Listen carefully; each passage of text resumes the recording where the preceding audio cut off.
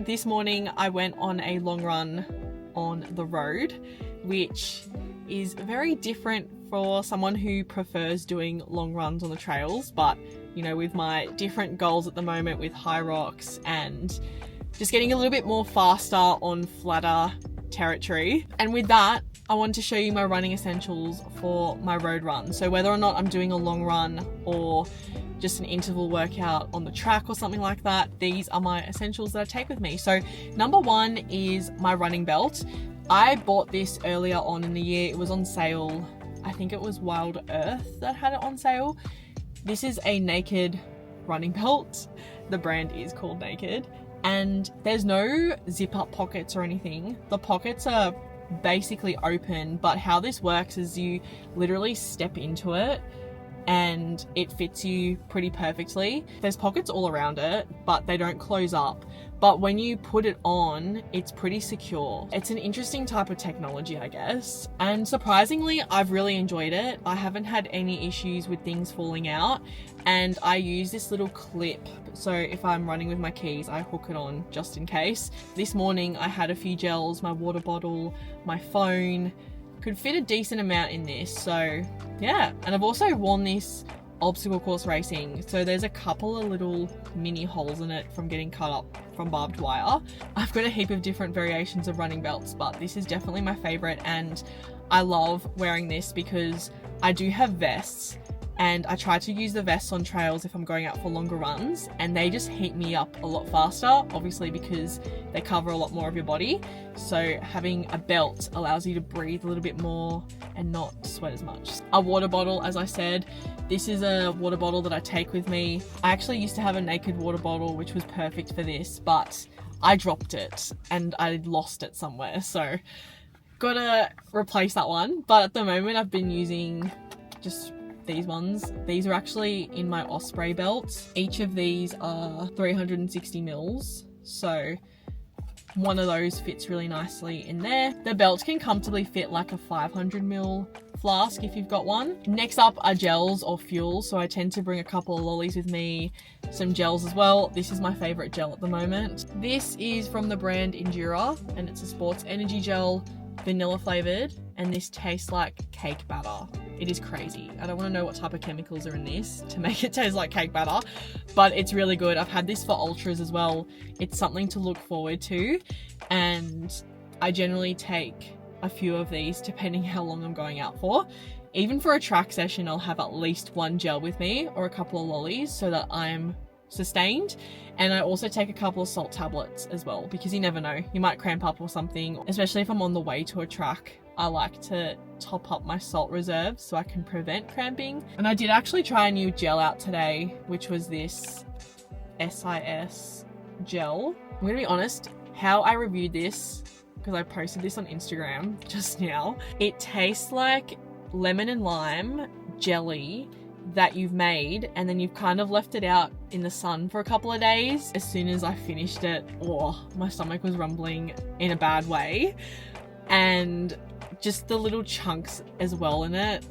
It was disgusting. I don't know, it was so gross, and I am so glad that I only bought one of these, so I'm never gonna have that again. I always take a hat and sunnies with me. I've been really enjoying the Gooda sunglasses, if that's how you pronounce them. I've got a couple of pairs of these. I learnt a lot from my first pair, which was to look after them properly. Don't just leave them out. You got to put them in the case. Treat them gently because they do scratch up really badly. I've got an old pair somewhere and they got so badly scratched up. So look after your sunnies. And these ones fit my face really nicely and they don't move around. So I've worn these for CrossFit competitions and things like that, having to do burpees, rope climbs, you know, being very dynamic with my head movement, even obstacle course races, and they don't move. Hat wise, I tend to go for caps, or if I'm going out in the sun for more than an hour, I try to wear a hat like this because it actually covers a little bit more of my neck, the sides of my face. Shameless plug, Strong Runner Lifting Club merch, which you can get, link in bio. I love hats, I love sunnies. They are honestly my favorite accessories. Whew. That brings us to one of the most important things, which is shoes.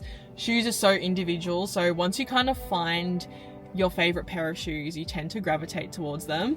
I tend to go for Pumas most of the time, only because I race in them for Hyrox, and I actually get to work with Puma a little bit as well. These are the Deviate Nitro 2s. I have quite a few pairs of these. I've actually bought a few, so not just sponsored, I also support. These are really good. I love them for Hyrox. They've got good grip. I also do use other brands like Saucony as well, the Endorphin Speed 2s and 3s, which are the older versions of shoes. I've really enjoyed them for different speed work and long runs on the road and stuff. Shoes are very individual. I can give you all the recommendations in the world, and at the end of the day, they might not be a good fit for you. They might hurt your feet, I don't know. So I highly recommend going into a running shop and actually trying them on. Go for a little bit of a test run in the store, or even out of the store if you're allowed to. There are some running shops in Sydney that allow you to run outside the shop a little bit to test them out. I think it's called Running Science. I'll put it here if I remember, but I know that they let you go out for a test run, or they let you test out on the treadmill in the store, because you don't know if a shoe's going to be good unless you run in it. You can walk around in it, but unless you run in it, you don't really know. And a lot of running shoes as well are just trial and error. Unfortunately, you're going to have to spend a little bit of money in order to discover what works for you.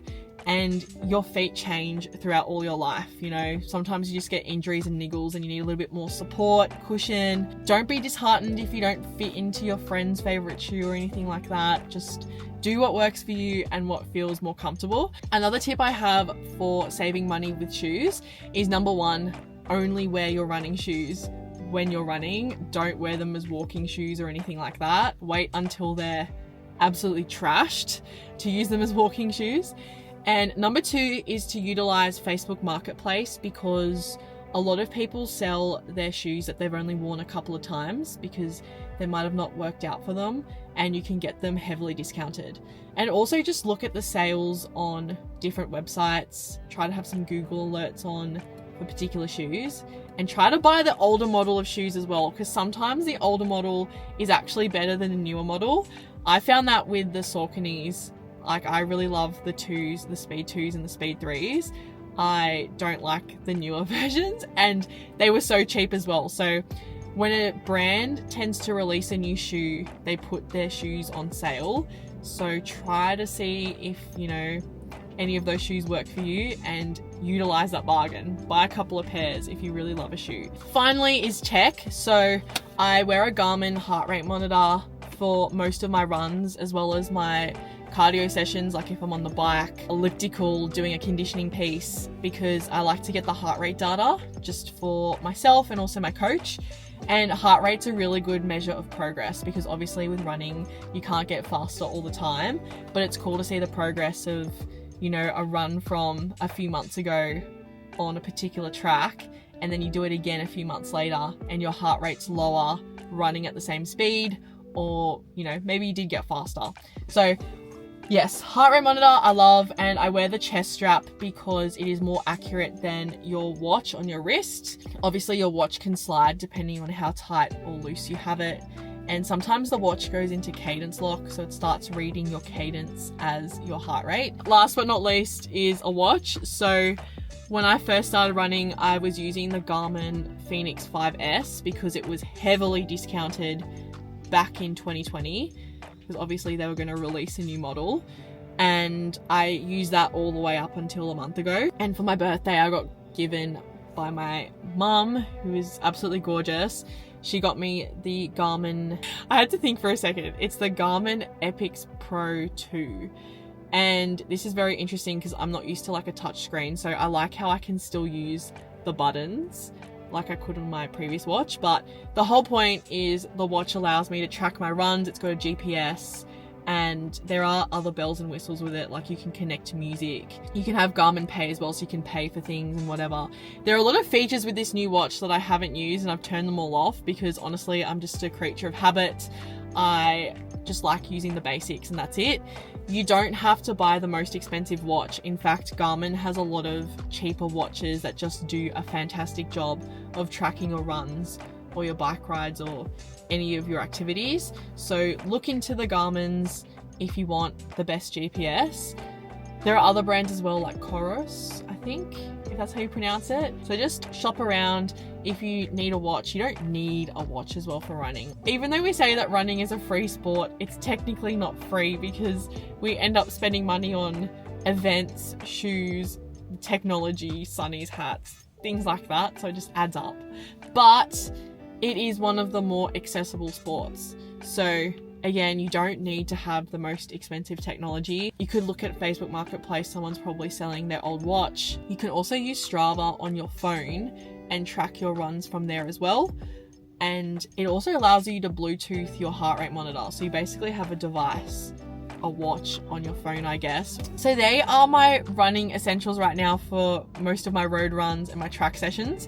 This isn't my trail stuff. So if you want to know what I tend to bring with me on trails, let me know. I'd love to chat about it. And hope you guys have an awesome rest of your week and chat to you later.